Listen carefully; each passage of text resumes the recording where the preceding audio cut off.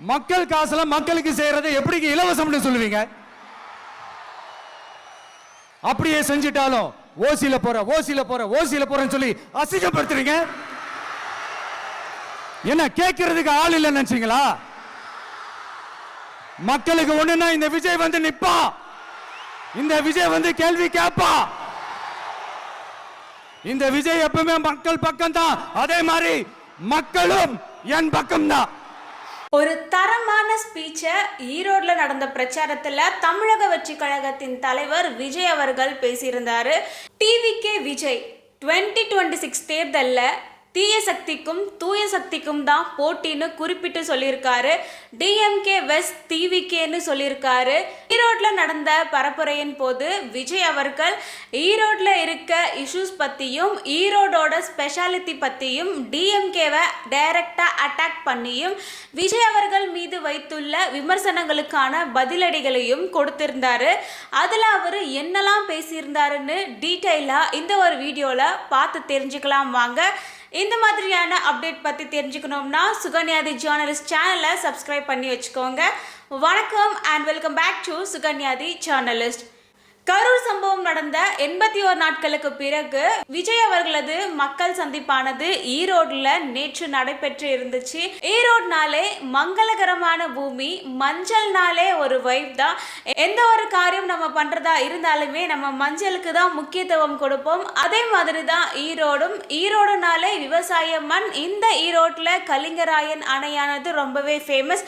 கலிங்கராயன் அவர்களுக்கு அவங்களுடைய தாய் எப்படி ஒரு தைரியத்தை கொடுத்து அந்த அணையை கட்ட வைத்தாங்களோ அதே மாதிரி தான் இந்த விஜய்க்குமே மக்கள் தைரியம் கொடுக்கறாங்கன்னு அவர் குறிப்பிட்டு சொல்லியிருந்தாரு.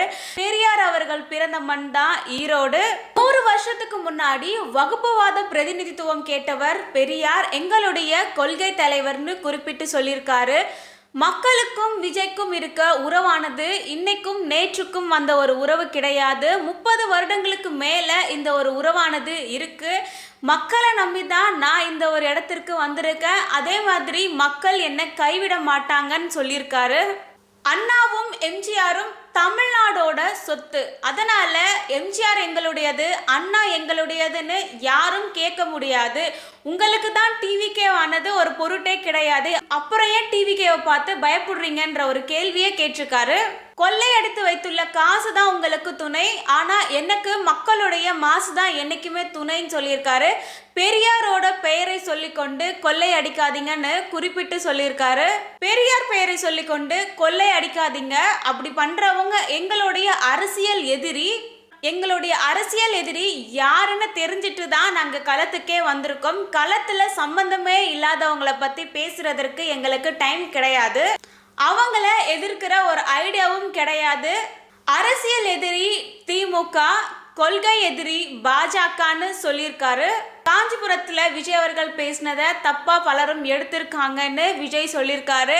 நான் சலுகைகளுக்கு எதிரானவன் கிடையாது, இலவசம் ஓசின்னு சொல்லி மக்களை அசிங்கப்படுத்தாதீங்க, அவங்களுடைய பணத்துல தான் அவங்களுக்கு செய்றீங்க, அதனால அதை இலவசம்னு சொல்றதுல எனக்கு உடன்பாடு கிடையாதுன்னு விஜய் அவர்கள் சொல்லியிருக்காரு. மக்களுக்கு ஒரு பிரச்சனைனா இந்த விஜய் வருவாரு, மக்களோட பக்கம்தான் விஜய், மக்கள் மானத்தோட வாழ வேண்டும்னு விஜய் சொல்லியிருக்காரு. திமுக ஆட்சியில எல்லாருக்குமே வீடு இருக்க வேண்டும்னு கேட்டிருந்தோம், ஆனா எல்லாருமே சொந்த வீட்டுல தான் இருக்கீங்களா, வாடகை வீட்டுல யாரும் இல்லையான்ற ஒரு கேள்வியை கேட்டாரு. ஒவ்வொரு குடும்பத்திலையும் ஒரு டிகிரியாவது படிச்சிருக்கணும். பட் தமிழ்நாட்டில் பல மாணவர்கள் ஸ்கூல்ல இருந்து டிராப் அவுட் ஆகியிருக்காங்க. இது எல்லாமே நடந்தது டிஎம்கே ஆட்சியில தான் விஜய் சொல்லியிருக்காரு. எம்ஜிஆரும் ஜெயலலிதாவும் ஏன் டிஎம்கேவை எதிர்க்கிறாங்கன்னு நான் அப்பெல்லாம் நினச்சிருக்கேன். இப்போதான் எனக்கு புரிகிறது. அவங்க சொன்ன மாதிரியே நானும் சொல்கிறேன்னு சொல்லிட்டு டிஎம்கே ஒரு தீய சக்தின்னு ஒரு முழக்கத்தையே விட்டிருக்காரு விஜய் அவர்கள். அது மட்டும் இல்லாமல் தமிழக வெற்றி கழகமானது ஒரு தூய சக்தின்னு குறிப்பிட்டு சொல்லியிருக்காரு. தீய சக்தியான டிஎம்கேவிற்கும் தூய சக்தியான டிவிகேவிற்கும் இவங்க 2 பேருக்கு இடையே தான் போட்டியானது இருக்கும். இவ்வளோ சொல்றீங்களே, இது எல்லாமே டிவிகேவான நீங்க செய்வீங்களான்ற ஒரு கேள்வியை கேட்குறாங்க. நாங்க என்ன வாயிலே வடை சுடுறதுக்கு டிஎம்கேவா டிவிகேடான்னு ஆக்ரோஷமாக விஜய் அவர்கள் பேசியிருக்காரு. செங்கோட்டையன் அவருடைய சொந்த மாவட்டமான ஈரோடுல செங்கோட்டையன் அவர்கள் விஜய் அவர்களுக்கு ஒரு செங்கோலை கொடுத்திருக்காரு. விஜய் அவர்கள் பேசிட்டு இருக்கும் போதே அங்க இருக்க ஒருத்தர் அந்த லைட்டான அந்த ஒரு தூண் மேல ஏறி நின்று கொடியை வந்து அசைச்சிட்டு இருந்தாரு. அப்போ விஜய் அவர்கள் அவருடைய பேச்சை நிறுத்திட்டு அதுல அவங்க இறங்கினாதான் விஜய் அவர்கள் பேசுவாரு, அப்பதான் அவர் முத்தம் கொடுப்பாருன்ற மாதிரியான ஒரு பதிவையும் கொடுத்திருந்தாரு. அதனை தொடர்ந்து அந்த ஒருத்தருமே விஜய் சொன்னதை கேட்டு அங்கிருந்து இறங்கி இருந்தாரு. நான் எப்படி பேசினா உங்களுக்கு என்ன, நான் 10 நிமிஷம் பேசுவேன், 9 நிமிஷம் பேசுவேன், நான் எப்படினாலும் பேசுவேன், நான் பேசுறதுல என்ன கண்டென்ட் இருக்குன்னு மட்டும் பாருங்கன்னு விஜய் சொல்லியிருக்காரு.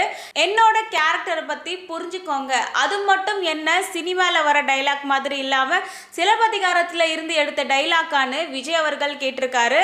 தமிழ்நாட்டில் ஆட்சி செய்கிற கட்சியும் ஒன்றிய அரசில் இருக்க கட்சியும் முதல்ல என்னோட கேரக்டரை புரிஞ்சுக்கோங்க, அதாவது மக்களுடைய கேரக்டரை புரிஞ்சுக்கோங்கன்னு விஜய் அவர்கள் சொல்லியிருக்காங்க. அப்படி இல்லைன்னா மக்கள் உங்களுக்கு புரிய வைப்பாங்கன்னு அவர் குறிப்பிட்டு சொல்லியிருக்காரு. தமிழ்நாட்டில் பெண்களுக்கான பாதுகாப்பு இல்லை, சட்டம் ஒழுங்கு இல்லைன்னு விஜய் குறிப்பிட்டு சொல்லியிருக்காரு. இதெல்லாம் பற்றி உங்களுடைய கருத்துக்கள் என்னன்றதையும் கமெண்ட்ல டைப் பண்ணுங்க. இந்த ஒரு மீட்டானது எல்லாருமே வரக்கூடிய அளவில் இருந்தது. இது வந்து ஒரு மாநாடு மாதிரியே இருந்ததுன்னு சொல்லலாம்.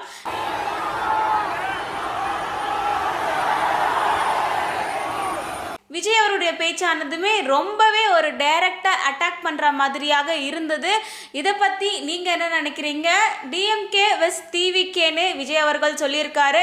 களத்திலேயே இல்லாதவங்கன்னு சொல்லிட்டு பல எதிர்கட்சிகளை விஜய் அவர்கள் குறிப்பிட்டு சொல்லியிருக்காங்க. அண்ட் இதை பற்றி உங்களுடைய கருத்துக்கள் என்ன? ஈரோட்டில் நடந்த ஸ்பீச்சை பற்றி நீங்கள் என்ன நினைக்கிறீங்க? 2026 தேர்தலில் எந்த கட்சியானது வெற்றி பெறும்னு நீங்கள் நினைக்கிறீங்க? உங்களுடைய சப்போர்ட் ஆனது எந்த ஒரு கட்சிக்கு இருக்கும்னு கமெண்ட்ல டைப் பண்ணுங்க. உங்களுக்கு இந்த வீடியோ யூஸ்ஃபுல்லா இருந்துச்சுன்னா லைக் பண்ணுங்க, சப்ஸ்கிரைப் பண்ணுங்க, கமெண்ட் பண்ணுங்க அண்ட் ஷேர் பண்ணுங்க. அண்ட் இந்த மாதிரியான அப்டேட்ஸ் பற்றி தெரிஞ்சுக்கணும்னா சுகன்யாதி ஜேர்னலிஸ்ட் சேனலை சப்ஸ்கிரைப் பண்ணிக்கோங்க. மீண்டும் ஒரு வீடியோவில் ஒரு முக்கியமான டாப்பிக்கை பற்றி நம்ம டிஸ்கஸ் பண்ணலாம். Thank you, by.